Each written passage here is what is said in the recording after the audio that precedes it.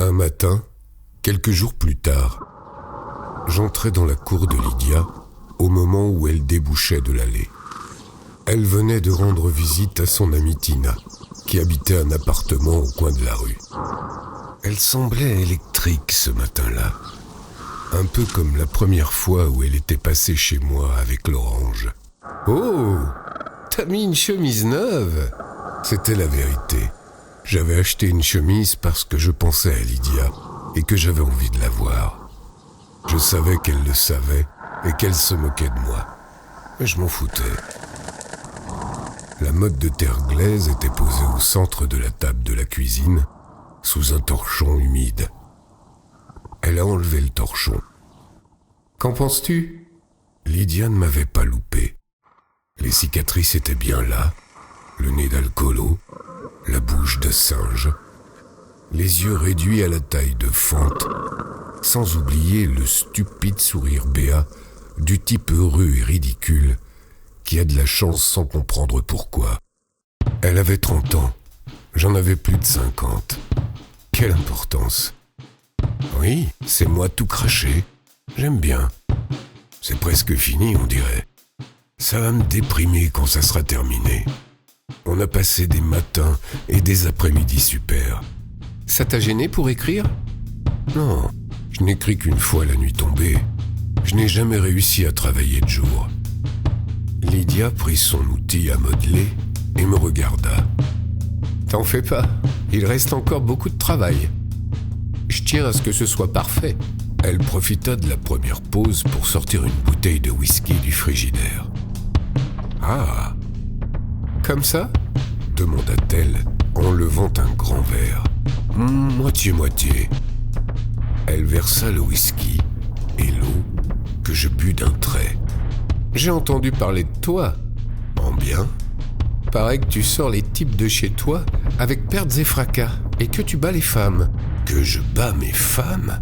Oui, quelqu'un m'a dit ça. J'ai enlacé Lydia et l'ai embrassée plus longuement que d'habitude. Je l'ai coincée contre le rebord de l'évier et me suis mis à frotter ma queue contre elle. Elle m'a repoussé, mais je l'ai de nouveau attrapée au centre de la cuisine. La main de Lydia a saisi la mienne pour la diriger vers le devant de son pantalon et la glisser dans son slip. Du bout du doigt, j'ai tâté le haut de sa chatte. Elle mouillait. Tout en continuant à l'embrasser, j'ai descendu mon doigt jusque dans sa chatte. Ensuite, j'ai retiré ma main, desserré mon étreinte, pris la bouteille et me suis versé une autre rasade. Je me suis assis à la table du coin cuisine et Lydia a fait le tour avant de s'asseoir et de me regarder. Elle ne pigeait pas. Puis, elle s'est mise au travail sur la terre glaise. Je buvais lentement mon whisky. « Écoute, je connais ton problème. » « Quoi ? » « Je connais ton problème. » « Qu'est-ce que tu veux dire ? » « Tant pis, ça fait rien. »« Non, je veux savoir. »« Je ne veux pas te blesser. »« Bordel, je veux savoir de quoi tu parles. »« Ok, je te dirai quand tu m'auras resservi un verre. »« D'accord. » Lydia prit mon verre vide et le remplit. Moitié eau, moitié whisky. Je le bus d'un trait. « Alors ?» me demanda-t-elle. « Mon Dieu, tu sais bien. »« Je sais quoi ? » ?»« Que tu as une grosse chatte. »« Quoi ? » ?»« Ça n'a rien d'exceptionnel. Tu as eu 2 enfants. » Lydia s'assit en silence et se remit au travail. Puis elle a posé son outil. Elle est allée dans le coin de la cuisine près de la porte de derrière. Je l'ai regardée se pencher pour retirer ses bottes. Ensuite, elle a fait glisser son jean et son slip. Son con me regardait droit dans les yeux. « D'accord, mon salaud. Je vais te montrer que tu as tort. » J'ai enlevé mes chaussures, mon pantalon et mon caleçon.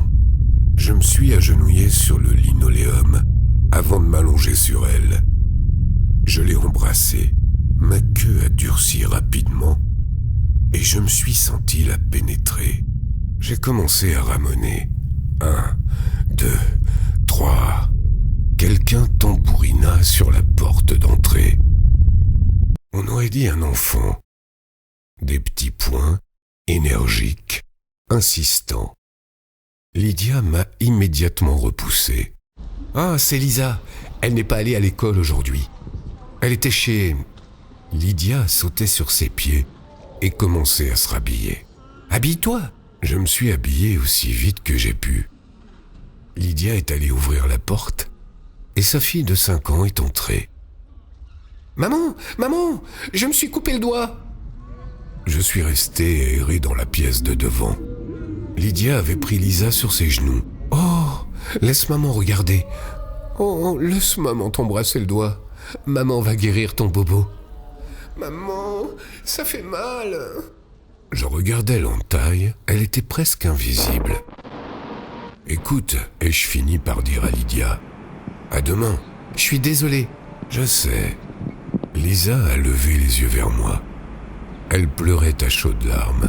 « Lisa ne permettra jamais qu'il arrive quelque chose de mal à sa maman, » a dit Lydia. J'ai ouvert la porte, fermé la porte et marché jusqu'à ma comète Mercury 1962.